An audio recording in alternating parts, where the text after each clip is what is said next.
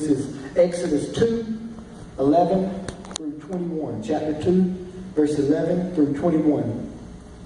Verse 11 says this, "Now it came to pass in those days when Moses was grown, that he went out to his brethren and looked at their burdens. And he saw the Egyptian beating a Hebrew, one of his brethren. So he looked this way and that way, and he saw no one. He killed the Egyptian and hid him in the sand. And when he went out the second day, behold, 2 Hebrew men were fighting. And he said to the one who did the wrong, 'Why are you striking your companion?' Then he said, 'Who made you a prince over us? Do you intend to kill me as you killed the Egyptian?' When Pharaoh heard of this matter, he sought to kill Moses. But Moses fled from that place of Pharaoh and dwelt in the land of Midian. He sat down by a well. And now when the priest of Midian had 7 daughters, and they came and drew water, they filled their troughs to water their father's flock. Then the shepherds came and drove them away, but Moses stood up and helped them and watered their flock. When they came to rule their father, he said, 'How is it that you have come so soon today?' And they said, 'An Egyptian delivered us from the hand of the shepherds, and he also drew enough water for us and watered the flock.'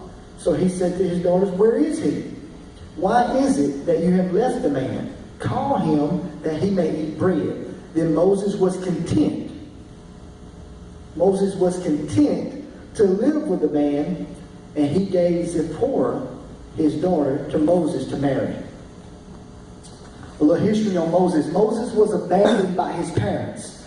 There was a plague that hit that basically, I don't even know if you call it plague. Pharaoh was killing every kid like 2 years and under, because the enemy knew that in this time was going to be born a child that was going to come in, and he was going to wreck the plans of the enemy. He knew that there was going to be someone coming to the picture. They were going to be born, and when they were born and grew up, this guy was going to deliver all these people that were in bondage. These Israelites was going to deliver them out away from Egypt, and Egypt was going to lose all their free labor. They were about to lose the ones that was making the bricks and building the temples.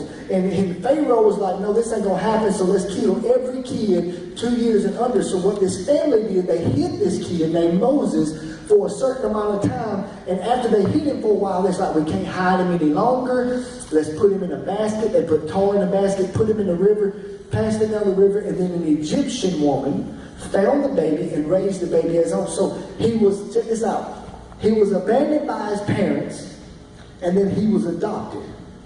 He was a Hebrew, but then he was raised Egyptian. Catch this. This is what you got to hear. There was some bass. Y'all hear that? Yeah. Tickle my insides a little bit. He was a Hebrew, but he was raised an Egyptian. You are of God and from God, but you have been raised to be something other than what God created you to be. Even if you were raised to be a straight A student, and you were raised to do the right thing and always say no to drugs and always do this and always do that and always do this, and your parents have a great plan for you, and they have laid everything down in order step by step on what your life could be and should be and should be. If they did not include the God factor, they still left out the most important thing. That's right. Amen. He was a Hebrew by birth, but he was raised to be an Egyptian. Egyptians were the ones holding the Hebrews bound, and they were holding the Israelites bound. So he was actually born, was supposed to be a slave, but he was raised as a free man, so he knew what it was like to be free. That is one of the biggest things I believe that plays a factor in this. Somebody that was raised not free was able to look at those and say, there's got to be more for them. When you get free, you ought to be able to look back at those that are in bondage and say, there's got to be more for them, because I see now that my life used to be, but now it's not anymore. You're from God, and you were raised, whatever you have been raised to be. It doesn't matter if you were raised good. What matters was you were raised to put God first and live a God life. And if not, it's time to be adopted. Most of us don't even know who we are because we were raised to be something other than who we really are. We got a rental car one time, and as we were returning the rental car, pulling into the parking lot, I discovered the rental car had some features that I didn't even know it had, and I had it for a week.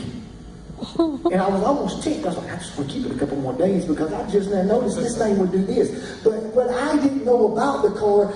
The creator of the car knew about it the whole time. What you have features inside of you that you have yet to tap into, God knows what those features are. And the only way for you to find out what those features are is to get connected to the one who created you.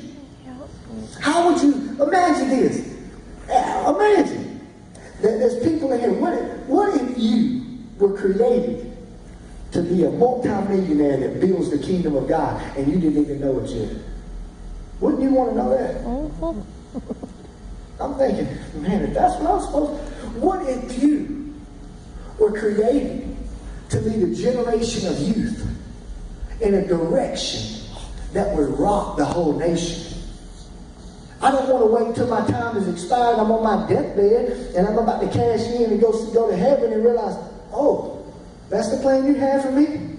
I want to know what I was created for now so I can do what it is God created me to do now. There's more